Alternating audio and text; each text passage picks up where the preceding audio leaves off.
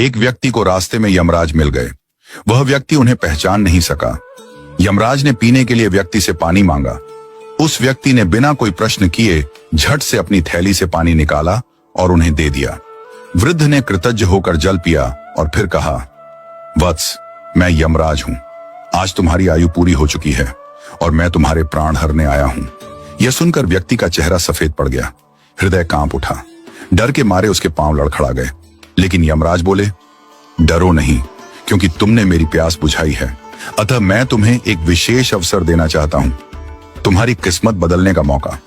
उन्होंने एक डायरी उसके हाथ में थमाई और कहा, इस डायरी में जो तुम लिखोगे वही सच हो जाएगा। तुम्हारे पास ठीक 5 मिनट का समय है। जितना चाहे लिख लो, पर ध्यान रहे केवल 5 मिनट। इसके बाद समय समाप्त हो जाएगा और डायरी मेरे पास लौट आएगी। व्यक्ति का भय थोड़ा कम हुआ। वह सोचने लगा, अब तो मेरी किस्मत मेरे हाथ में है, मैं सब कुछ बदल सकता हूं। उसने जल्दी जल्दी डायरी खोलनी शुरू की। पहला पृष्ठ देखा। वहां लिखा था, तुम्हारा पड़ोसी रामदीन कल लॉटरी जीतकर करोड़पति बनने वाला है। व्यक्ति को ईर्ष्या हुई। उसने लिखा, रामदीन की लॉटरी रद्द हो जाए, वह गरीब ही रहे। दूसरा पृष्ठ लिखा था, तुम्हारा मित्र रघु चुनाव जीतकर मंत्री बनने वाला है। व्यक्ति ने लिखा, रघु चुनाव हार जाए, उसे अपमान झेलना पड़े।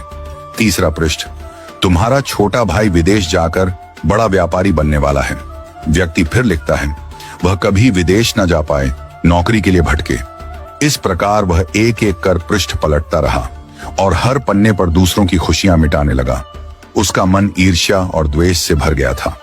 अंत में उसने डायरी का अंतिम पृष्ठ खोला। यह उसका अपना पृष्ठ था, जहां लिखा था, अब तुम अपने जीवन का भविष्य तय कर सकते हो। वह मुस्कुराया, पेन उठाया, लेकिन तभी एक ठंडी सी आवाज आई, वत्स, तुम्हारा 5 मिनट का समय समाप्त हो चुका है। यमराज ने धीरे से डायरी उसके हाथ से ले ली और कहा, तुमने अपने जीवन का सबसे कीमती समय दूसरों का बुरा सोचने में बर्बाद कर दिया। न स्वयं के लिए कुछ लिखा, न अपने जीवन को सुधारने की कोशिश की। यह अवसर तुम्हें ईश्वर ने दिया था, पर तुमने अपनी दुर्बुद्धि से उसे खो दिया। अब पछताने से कुछ नहीं होगा। व्यक्ति फूट फूट कर रोने लगा।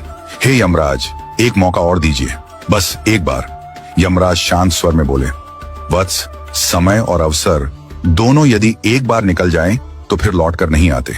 यही सत्य है, यही धर्म है। और फिर यमराज अदृश्य हो गए।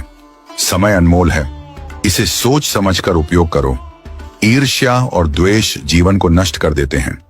यदि ईश्वर तुम्हें कोई शक्ति या अवसर देता है, तो उसका उपयोग अपने और दूसरों के कल्याण के लिए करो। दूसरों का बुरा चाहने से तुम्हारा भला नहीं होता। जो व्यक्ति अपने भाग्य को सुधारने की जगह दूसरों को गिराने में समय लगाता है, वह अंत में अपने हाथों अपनी ही हार लिख देता है। सच्चा मनुष्य वह है जो अवसर मिलते ही प्रकाश की ओर बढ़े, न कि अंधकार में दूसरों को ढकेलने लगे।